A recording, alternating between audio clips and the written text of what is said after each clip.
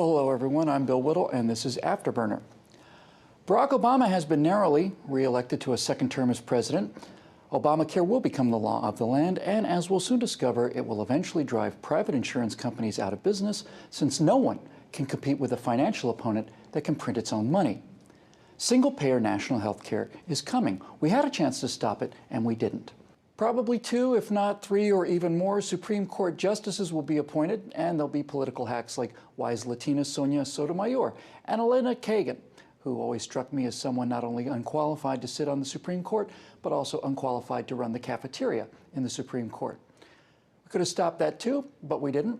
Tax increases are coming starting in January. Combined with the costs of Obamacare, thousands, if not millions, of small companies eking out survival on a profit margin of 1 or 2% will simply fold and go away. We could have stopped that, but we didn't.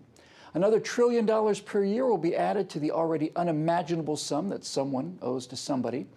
This election showed us that we are now, in fact, a nation of Greeks, and we will live to see in our own streets the sights we see in Greek streets today.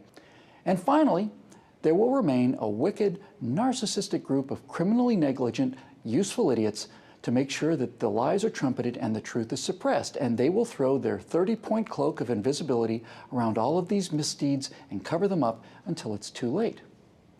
Now, over the last few days, I've heard many conservatives lament that the country has unquestionably voted for socialism, although by a relatively slim margin. That margin, of course, will continue to grow every election cycle. 4 years from now, so many more people will be dependent on the government that any child of Ronald Reagan or Ayn Rand will be nothing but a laughingstock to what that electorate will be. But when we wonder why people could vote for socialism when people like us can see how evil it is and how ruinous it is, well, I think the answer is actually very simple. We are in that brief period in our nation's history where people have voted socialist while still living on the wealth created by previous generations of capitalism.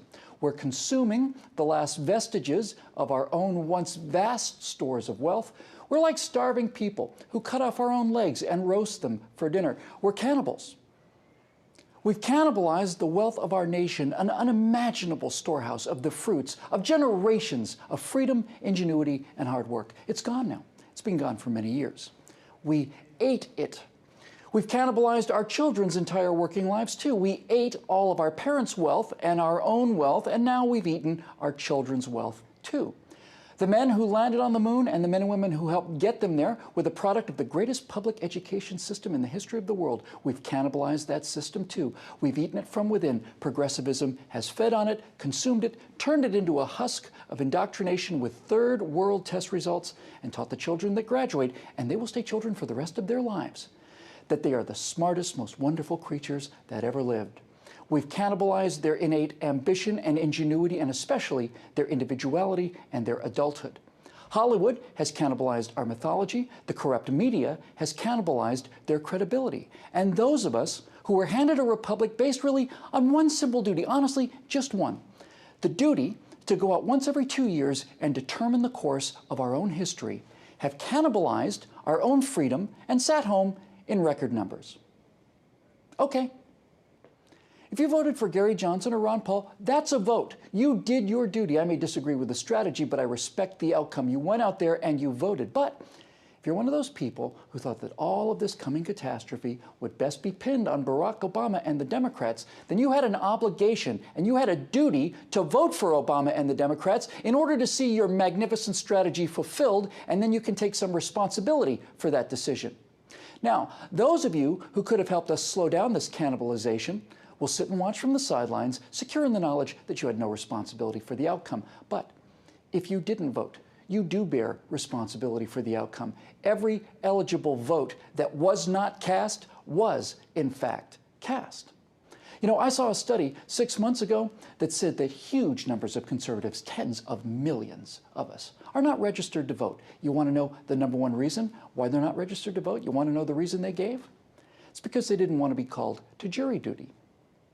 That right to a trial by jury is another fundamental freedom that was handed down to us intact, used by us, consumed by us, and cannibalized by us. Well, by some of us anyway. Some of us still do our civic duty.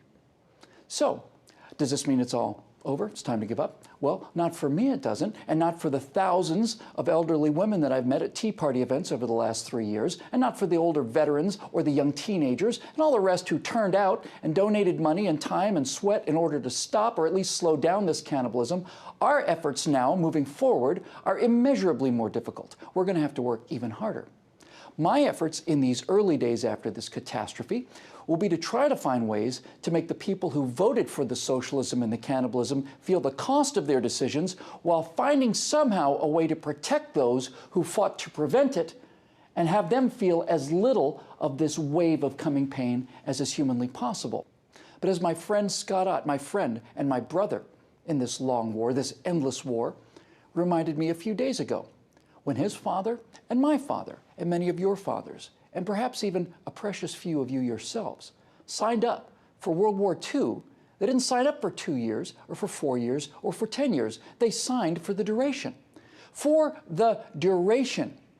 And that's how long Scott Ott and I and all the rest of the Tea Party activists I met are in this for. We're in it for the duration, which means that we're in it for the rest of our lives, because this fight is never over.